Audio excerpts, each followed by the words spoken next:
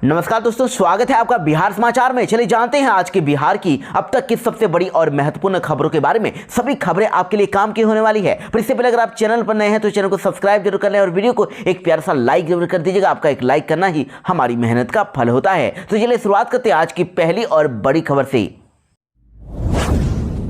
बिहार में विधानसभा उपचुनाव के 4 सीटों पर वोटिंग हुई है। बेलागंज में सबसे ज्यादा मतदान हुआ और रामगढ़ में शराब जब्त की गई, तो वहीं तरारी में 2 गुट आपस में भिड़ गए, एक का सिर फट गया।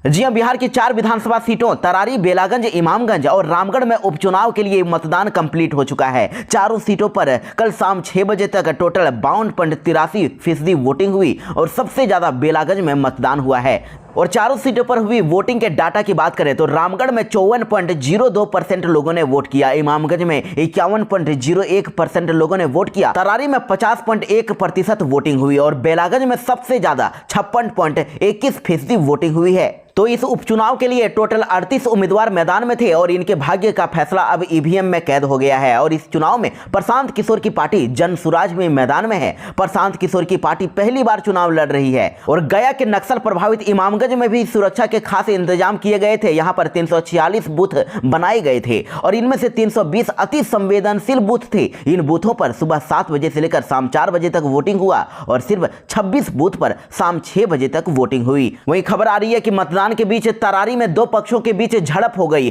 काफी ज्यादा मारपीट हुई है और इसमें एक युवक का सिर फट गया। वहीं दूसरे पक्ष के लोगों को भी चोटें आई है। वहीं इधर बिहटा पंचायत के धर्मपुरा गांव की बूथ संख्या 223 पर एक पार्टी को वोट देने को लेकर विवाद हुआ और वहीं रामगढ़ में वोटिंग के बीच शराब से भरा एक टैंकर जब्त किया गया है। प्रधानमंत्री नरेंद्र मोदी ने बिहार को दिए बड़ी सौगात और साथ ही कर दिए हैं कई और बड़े ऐलान। जी हां, प्रधानमंत्री नरेंद्र मोदी कल बिहार के दरभंगा पहुंचे, जहां पर उन्होंने विकास के कई परियोजनाओं का लोकार्पण किया और शिलान्यास किया। प्रधानमंत्री नरेंद्र मोदी ने दरभंगा एम्स का शिलान्यास किया, तो वहीं भागलपुर में 1260 करोड़ रुपए की लागत से बनने वाले एम्स का भी शिलान्यास किया।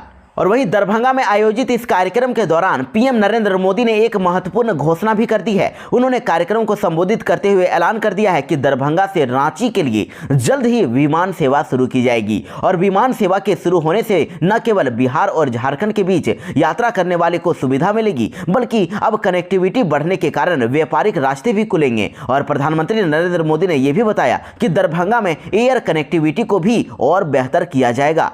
पीएम मोदी ने कहा है कि अब रोजगार के नए अवसर बनने वाले हैं। एक ही कार्यक्रम में 12,000 करोड़ की रुपए की विभिन्न योजनाओं का शिलान्यास और लोकार्पण हुआ है। ये बहुत बड़ी बात है और इसमें सड़क और रेलवे के कई प्रोजेक्ट्स हैं। साथ ही दरभंगा में एम्स का शिलान्यास हुआ है। इसके निर्माण से बिहार के स्वास्थ्य क्षेत्र में बहुत बड़ा परिवर्तन आएगा और इससे मिथिला, कोसी और तिरहुत क्षेत्र के अलावा पश्चिम बंगाल और आसपास के क्षेत्रों को भी सुविधा मिलेगी। नेपाल से आने जाने वाले मरीज भी एम्स में इलाज करा सकेंगे और क्षेत्र में रोजगार के नए अवसर बनेंगे। इसके साथ ही पीएम नरेंद्र मोदी ने इस दौरान अपने संबोधन में बिहार कोकिला शारदा सिन्हा को भी श्रद्धांजलि दी। उन्होंने कहा कि मैं मिथिला की धरती की बेटी स्वर कोकिला शारदा सिन्हा को श्रद्धांजलि अर्पित करता हूं। पीएम नरेंद्र मोदी ने दरभंगा एम्स का किया शिलान्यास, तो तेजस्वी यादव ने कर दिया बड़ा खुलासा। जी हां, देखिए, विपक्ष के नेता तेजस्वी यादव ने बड़ा दावा कर दिया है। उन्होंने कहा है कि दरभंगा में आखिर एम्स का निर्माण उसी जगह पर हो रहा है, उसी जमीन पर हो रहा है जिसका सुझाव मैंने राज्य का स्वास्थ्य मंत्री रहने के दौरान कई बार केंद्र सरकार को दिया था और भाजपा की सीमित राजनीतिक सोच के कारण बिहार की जनता को अब इलाज की सुविधा देर से मिलेगी। वहीं तेजस्वी यादव ने यह भी कहा कि संतुष्टि इसीलिए भी है कि हमने 17 महीने में 4 से 5 साल से उलझे विवाद को सुलझाया और अब राज्यवासियों को इलाज की सुविधा मिलेगी, लेकिन देर से मिलेगी। एक प्रोजेक्ट को पूर्ण करने में डबल इंजन सरकार 1 दशक लगा देती है। बिहार के किसानों के लिए बड़ी खबर है। बिहार में अब धान की खरीदारी शुरू होने वाली है और A ग्रेड से लेकर साधारण फसल तक का रेट फिक्स हो गया है। जी हां, बड़ी खबर है कि बिहार में 15 नवंबर से लेकर 15 फरवरी तक धान की खरीद की जाने वाली है। लेकिन अभी बिहार में धान की खरीद का लक्ष्य तय नहीं हो पाया है। लेकिन लक्ष्य मिले बिना ही सहकारिता विभाग की ओर से किसानों से धान खरीद की तैयारी शुरू कर दी गई है। धान खरीद के लिए जिले के 68 पैक्सों और 4 व्यापार मंडल का चयन किया गया है। वहीं इधर खबर है कि खरीफ विपणन वर्ष 2024-25 के लिए धान का न्यूनतम समर्थन मूल्य यानी MSP भी अब निर्धारित कर दिया गया है। साधारण धान की कीमत 2300 रुपए प्रति क्विंटल और ए ग्रेड धान का समर्थन मूल्य 2320 रुपए प्रति क्विंटल निर्धारित किया गया है। यानी पिछले साल की अगर रेट से तुलना करें तो देखिए साधारण धान और ए ग्रेड धान की कीमतों में 117 रुपए की वृद्धि की गई है। पप्पू यादव को फिर से मिली जान से मारने की धमकी। पप्पू यादव को भेजी गई धमकी भरी चिट्ठी और इस बार लिखा गया कि लॉरेंस फोन करता है तो फोन क्यों नहीं उठाते हो, तुम्हारी उल्टी गिनती शुरू हो गई है। जी हां, देखिए पूर्णिया सांसद पप्पू यादव की परेशानी कम होती नहीं दिख रही है। लॉरेंस बिश्नोई को 2 टके का गुंडा बताकर अपराधियों के निशाने पर पप्पू यादव आ गए और फिर से उनको धमकी मिल गई है। बदमाशों ने स्पीड पोस्ट के जरिए अब की बार धमकी भरी चिट्ठी भेजकर कह दिया है कि तुम्हारी उल्टी गिनती शुरू हो गई है। आपको बता दें कि लॉरेंस बिश्नोई गैंग के नाम पर पिछले दिनों पप्पू यादव को जान से मारने की धमकी दी गई थी, लेकिन पूरा मामला फर्जी निकला था और पुलिस ने धमकी भरा मैसेज भेजने वाले को शख्स को गिरफ्तार भी कर लिया था। इसी बीच पप्पू यादव को एक बार फिर से देखिए धमकी देने का बात सामने आ रही है। इस बार पप्पू यादव के कार्यालय अर्जुन भवन के पते पर स्पीड पोस्ट के जरिए एक धमकी भरा पत्र भेजा गया है और इसे चिट्ठी भेजने वाले शख्स ने 15 दिनों के भीतर पप्पू यादव के कार्यालय को अर्जुन भवन को उड़ाने की बात कह दी है। पत्र भेजने वालों ने अपनी पूरी जानकारी नाम और पता के साथ ये शेयर किया है। तो इस चिट्ठी के अनुसार सुपौल के छातापुर थाना क्षेत्र के कामत किशनगंज गांव के रहने वाले कुंदन कुमार ने यह धमकी भरा पत्र भेजा है। इसमें 2 मोबाइल नंबर भी दिए गए हैं और इसमें कहा गया है कि पप्पू यादव सांसद हैं तो सांसद बनकर ही रहो। और आगे लिखा गया है कि लॉरेंस बिश्नोई साबरमती जेल से लगातार फोन कर रहा है तो फोन क्यों नहीं उठाते हो। तो स्पीड पोस्ट के जरिए इस धमकी भरा पत्र मिलने के बाद हड़कंप मच गया है और इधर पप्पू यादव ने अब पुलिस से कार्रवाई की मांग की है। शिक्षकों से जुड़े हर सवाल पर मंत्री सुनील कुमार ने दिया जवाब। कहा कि सक्षमता पास शिक्षकों को नियुक्ति पत्र सेशन शुरू होने से पहले ही देंगे। जी हां, बिहार में 1,87,000 से अधिक नियोजित शिक्षकों ने सक्षमता परीक्षा पास की है। सरकार उन्हें अब नियुक्ति पत्र देने जा रही है, उसकी तैयारी भी शुरू हो गई है। और देखिए बड़ी खबर आ रही है कि शिक्षा मंत्री ने सभी सवालों पर अपनी बात भी रख दी है। बिहार में शिक्षा मंत्री सुनील कुमार ने कह दिया है कि जिन्होंने भी सक्षमता परीक्षा पास कर ली है और जिनकी काउंसलिंग हो गई है, सारे डॉक्यूमेंट सही हैं, जल्द ही उनको हम लोग नियुक्ति पत्र देंगे और जिससे वह सरकारी सेवक बन सकेंगे। शिक्षा मंत्री ने यह भी कह दिया है कि ट्रांसफर पोस्टिंग की पूरी प्रक्रिया दिसंबर के अंत तक ही पूरी कर ली जाएगी। पशुपति पारस 19 और 20 नवंबर को करेंगे RLJP पार्टी की बड़ी बैठक। चुनावी तैयारियों पर हो सकता है बड़ा फैसला। जी हां, देखिए बड़ी खबर आ रही है। राष्ट्र लोक जनशक्ति पार्टी यानी रालोजपा पार्टी के अध्यक्ष पशुपति कुमार पारस ने 19 और 20 नवंबर को राजधानी पटना में सभी पदाधिकारियों और जिलाध्यक्षों की बैठक बुलाई है और इसकी जानकारी देते हुए पार्टी के राष्ट्रीय प्रवक्ता श्रवण कुमार अग्रवाल ने कहा है कि बिहार विधानसभा चुनाव में रालोजपा पूरे दमखम के साथ मैदान में उतरेगी और इस 2 दिवसीय बैठक में चुनावी तैयारियों और आगे की रणनीति पर महत्वपूर्ण फैसला लिया जाएगा। वैसे आपको जानकारी के लिए बता दें कि इसमें यह भी अब अनुमान लगाया जा रहा है कि इस बैठक में एनडीए से वो अलग होने का फैसला ले सकते हैं। पशुपति कुमार पारस का एनडीए से मोह भंग हो गया है और वो अब जल्द ही एनडीए से अलग हो सकते हैं। बिहार में अक्षरा सिंह ने 50 लाख की रंगदारी मांगने की झूठी कहानी गढ़ी थी। पुलिस छानबीन में हुआ खुलासा। जी हां, देखिए बड़ी खबर आ रही है। भोजपुरी एक्ट्रेस और सिंगर अक्षरा सिंह ने 50 लाख रुपए के रंगदारी मांगने की झूठी कहानी गढ़ी थी। अक्षरा सिंह की शिकायत के बाद मामले की छानबीन में जुटी पुलिस ने यह नतीजा निकाला है, इसका खुलासा कर दिया है। हालांकि पुलिस ने धमकी देने के मामले में एक व्यक्ति को गिरफ्तार भी किया है। आपको बता दें कि मंगलवार को भोजपुरी एक्ट्रेस अक्षरा सिंह ने पुलिस के पास शिकायत की थी कि उन्हें जान से मारने की धमकी देकर 50 लाख रुपए की रंगदारी मांगी गई है। इसके बाद पटना पुलिस ने भोजपुर जिले से एक शख्स को गिरफ्तार किया है। पटना पुलिस उस व्यक्ति को भोजपुर जिले से गिरफ्तार करके जांच के लिए पटना लेकर आई है। उससे पूछताछ मामले में पूरे मामले का अब खुलासा हो गया है।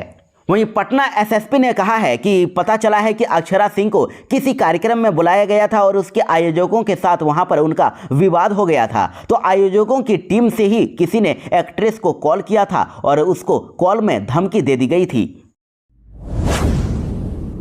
मुख्यमंत्री नीतीश कुमार आज करेंगे कैबिनेट की बैठक। महंगाई भत्ते में बढ़ोतरी को लेकर करेंगे बड़ा ऐलान।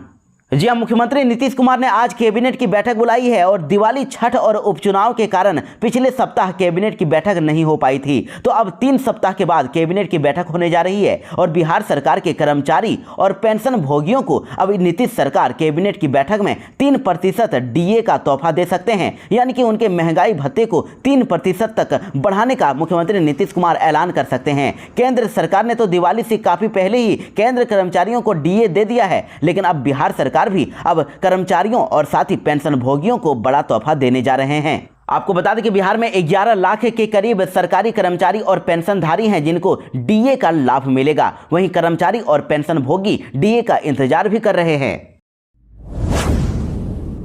बिहार पुलिस ने लिया बड़ा फैसला, अब बच्चे पर नहीं होगी एफआईआर। जी हां, बिहार पुलिस ने किशोर न्याय अधिनियम के अनुपालन के लिए नई मार्गदर्शिका जारी कर दी है। नया नियम लागू कर दिया है। अब 7 साल से कम सजा वाले अपराध के मामले में अब बिहार पुलिस 18 साल से कम उम्र के बच्चों और किशोर के विरुद्ध अब प्राथमिकी दर्ज नहीं करेगी, यानी कि उन पर एफआईआर नहीं होगा और इन अपराधों की सूचना सिर्फ थाने के स्टेशन डायरी में दर्ज किया जाएगा। और वहीं आपको बता दें कि नाबालिगों पर सिर्फ 7 साल से अधिक सजा वाले जघन्य अपराध के मामलों में ही प्राथमिकी दर्ज की जाएगी, यानी कि 18 साल से कम उम्र के अगर बच्चे या फिर किशोर अगर किसी अपराध को करते हैं और उनको 7 साल से अधिक की सजा होती है तो ही उन पर एफआईआर होगा, वरना नहीं होगा। इसके साथ ही यह भी स्पष्ट कर दिया गया है कि कानून का उल्लंघन करने के आरोप में पकड़े गए बच्चों को पुलिस पकड़े जाने के स्पष्ट कारण और रिपोर्ट के साथ जुवेनाइल जस्टिस बोर्ड यानी कि जेजे बोर्ड के समक्ष प्रस्तुत करेगी। और इसके साथ ही बच्चों को लॉकअप में नहीं रखा जाएगा और न ही हथकड़ी लगाई जाएगी। बच्चों को बाल सुलभ वातावरण वाले कमरों में रखा जाएगा।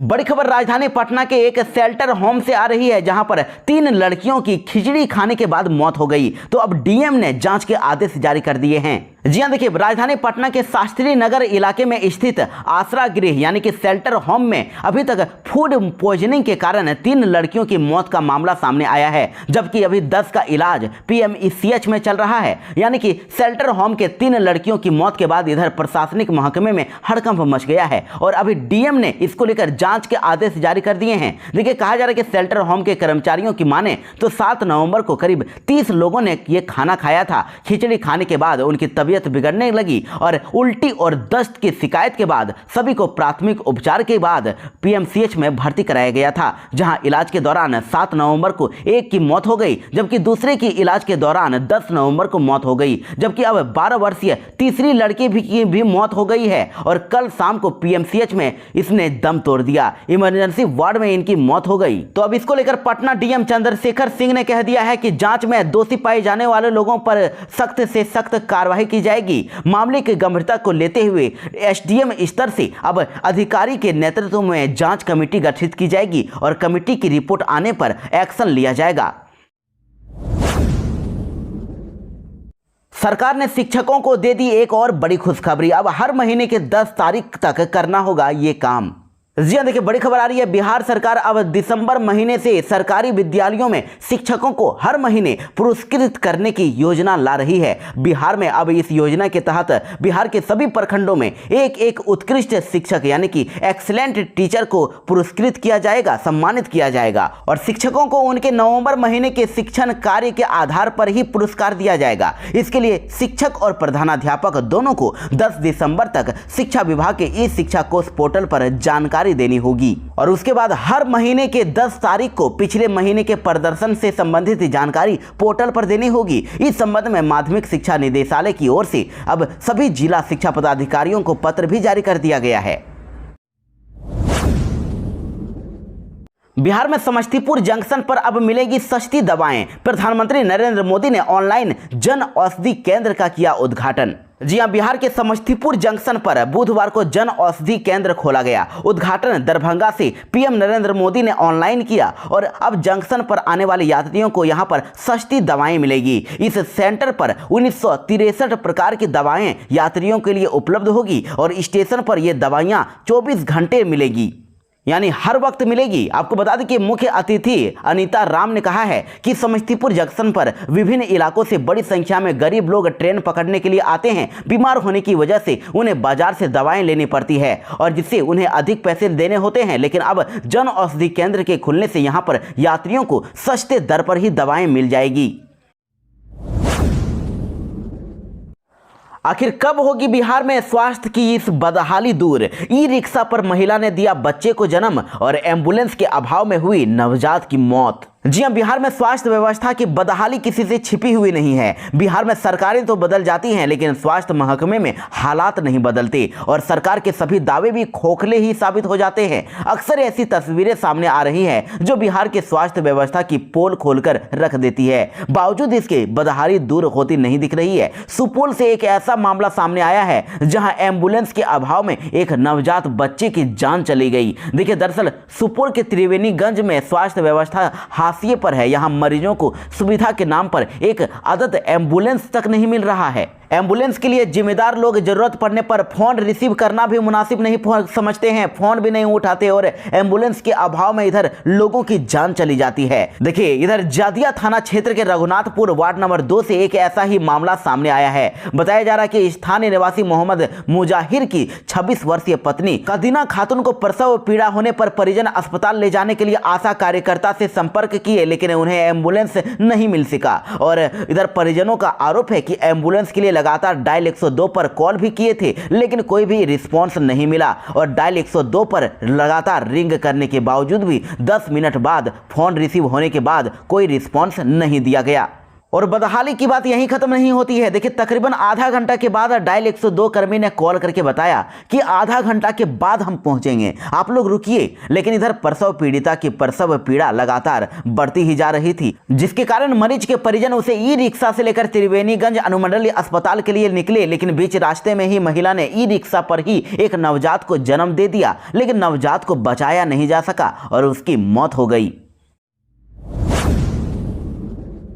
हंस और गुलाब मामले में ईडी ने लिया बड़ा एक्शन। सुरेश सिंघला और 3 आरोपियों को किया अरेस्ट। जी हां, भ्रष्टाचार और मनी लॉन्ड्रिंग मामले में बड़ी कार्यवाही करते हुए प्रवर्तन निदेशालय यानी ईडी ने अब आईएएस संजीव हंस और पूर्व विधायक गुलाब यादव को सहयोग करने वाले 3 अन्य लोगों को भी गिरफ्तार कर लिया गया है। इन तीनों को अलग अलग जगहों से गिरफ्तार किया गया है और अब इसके बाद इस मामले में बड़ा खुलासा होने की संभावना जताई जा रही है। दरअसल आपको बता दें कि ईडी ने जिन आरोपियों को गिरफ्तार किया है उसमें सिंघला एंड सिंघला कंपनी के सुरेश कुमार सिंघला और उनके पुत्र वरुण सिंघला और वहीं पटना निवासी पवन कुमार हैं। 2 अन्य गिरफ्तार आरोपी पंजाब निवासी हैं और ईडी सूत्रों से मिली जानकारी के अनुसार प्रवर्तन निदेशालय ने मनी लॉन्ड्रिंग मामले में संजीव हंस और गुलाब यादव प्रकरण में 13 नामजद लोगों को भी गिरफ्तार किया है।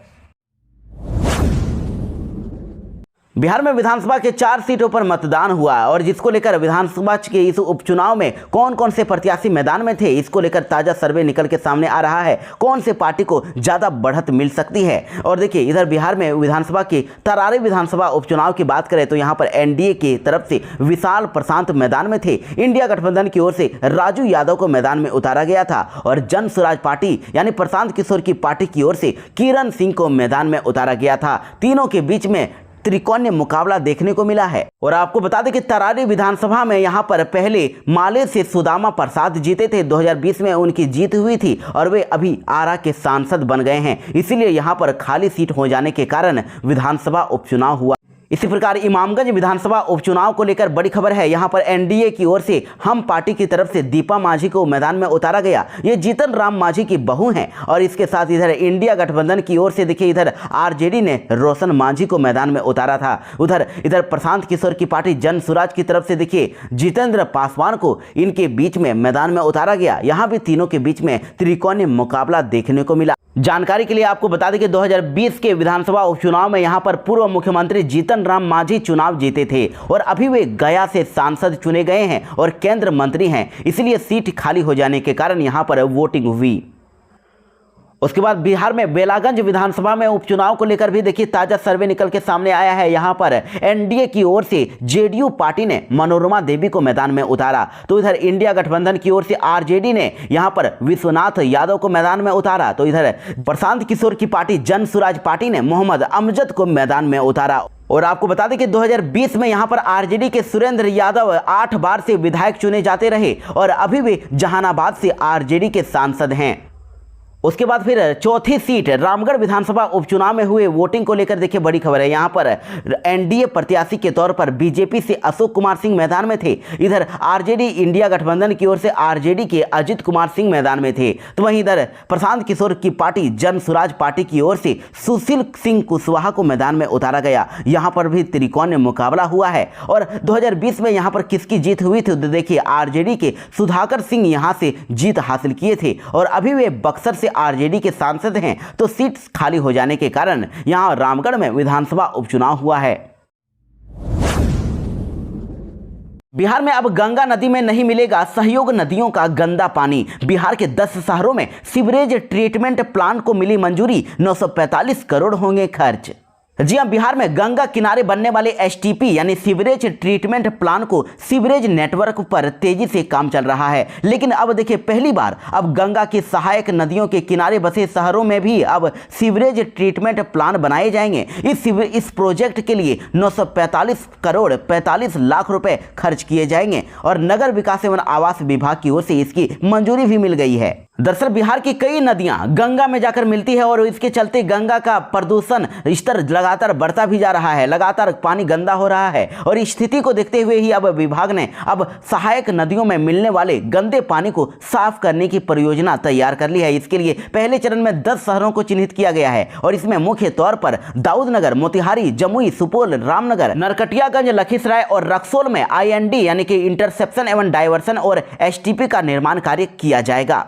आपको बता दें कि इंटरसेप्शन एवं डायवर्सन पद्धति के तहत गंदे पानी को सीधे तौर पर नदियों में नहीं डालकर बल्कि पानी के प्रवाह को किसी अन्य जगह में मोड़कर इसे साफ किया जाता है। इसके बाद इसे STP में डालकर इसका ट्रीटमेंट किया जाता है। इसके साथ ही इस शहरों के गंदे पानी को STP तक पहुंचाने के लिए अब पाइपलाइन का नया नेटवर्क भी तैयार किया जाएगा और इस प्रोजेक्ट को पूरा करने के लिए 2 साल का वक्त निर्धारित किया गया है।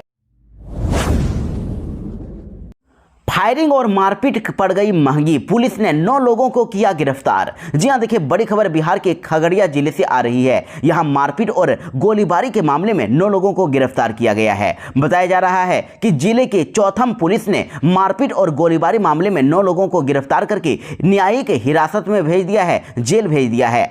थानाध्यक्ष राजीव कुमार मंडल ने बताया है कि 9 लोगों को गिरफ्तार किया गया है। दोनों पक्ष के आवेदन पर अलग अलग 2 प्राथमिकी भी दर्ज की गई है। वहीं यह भी बताया जा रहा है कि इधर मारपीट और गोलीबारी की घटना में सुबोध कुमार घायल हो गया था। एक पक्ष से 4 और दूसरे पक्ष से 5 लोगों को पकड़ा गया है और उन्होंने ये भी बताया कि अभी इस मामले में जांच अभी भी चल रही है। फिर से बिहार आएंगे प्रधानमंत्री नरेंद्र मोदी, बिहार को फिर से देंगे बड़ी सौगात। जमुई में बिरसा मुंडा की जयंती मनाएंगे प्रधानमंत्री। जी हां, देखिए बड़ी खबर आ रही है। प्रधानमंत्री नरेंद्र मोदी एक दिन के बाद फिर से वापस बिहार आ रहे हैं और 15 नवंबर को शुक्रवार को PM नरेंद्र मोदी जमुई में आदिवासियों के भगवान माने जाने वाले बिरसा मुंडा की 150वीं जयंती मनाएंगे। जमुई जिले के खैरा प्रखंड में स्थित बल्लोपुर गांव में आयोजित जनजातीय गौरव दिवस कार्यक्रम में प्रधानमंत्री आदिवासियों को कई बड़ी सौगातें भी देने वाले हैं। इस दौरान धरती आबा ग्राम उत्कर्ष अभियान का शुभारंभ भी किया जाएगा। आपको बता दें कि PM मोदी बिहार दौरे पर कल आए थे और दरभंगा में उन्होंने एम्स समेत सड़क और रेलवे की कई परियोजनाओं का शिलान्यास और लोकार्पण किया। कहा जा रहा है कि प्रधानमंत्री मोदी जमुई के खेरा में स्थित बल्लोपुर मैदान में देश को 6,500 करोड़ की योजनाओं की सौगात देंगे और इस दौरान आदिवासियों को समर्पित कई परियोजनाओं का भी शिलान्यास और लोकार्पण किया जाएगा। उनके कार्यक्रम से विभिन्न राज्यों के लोग वर्चुअली जुड़ेंगे और वहीं PM नरेंद्र मोदी बिहार के 24 जिलों से 2 वे कनेक्टिविटी यानी दोनों तरफ से संवाद भी करेंगे। बिहार में 4 सीटों पर विधानसभा उपचुनाव हुआ, जिसमें से देखिए तरारी विधानसभा सीट पर इधर धर्मपुरा में पोलिंग बूथ पर झड़प हो गई। वोट देने को लेकर विवाद हुआ और एक युवक का सर भी फटा है। जी हां, खबर आ रही है कि तरारी विधानसभा उपचुनाव के लिए वोटिंग चल रही थी और इसी दौरान बिहटा पंचायत के धर्मपुरा गांव में बनाए गए पोलिंग बूथ संख्या 223 पर दो पक्षों के बीच झड़प हो गई। घटना में एक पक्ष के एक युवक का सिर फट गया, जबकि दूसरे पक्ष के कुछ लोगों को चोटें आई है। बताया जा रहा है कि यह घटना एक पार्टी को वोट देने को लेकर हुई और झड़प की सूचना के बाद इधर एएसपी के सिंह समेत अन्य अधिकारियों ने मौके पर पहुंचकर हालात को काबू पर लिया, समझा बुझाकर लोगों को शांत कराया और वहीं एक पक्ष के जख्मी लोगों में धर्मपुरा गांव के रहने वाले शामिल हैं।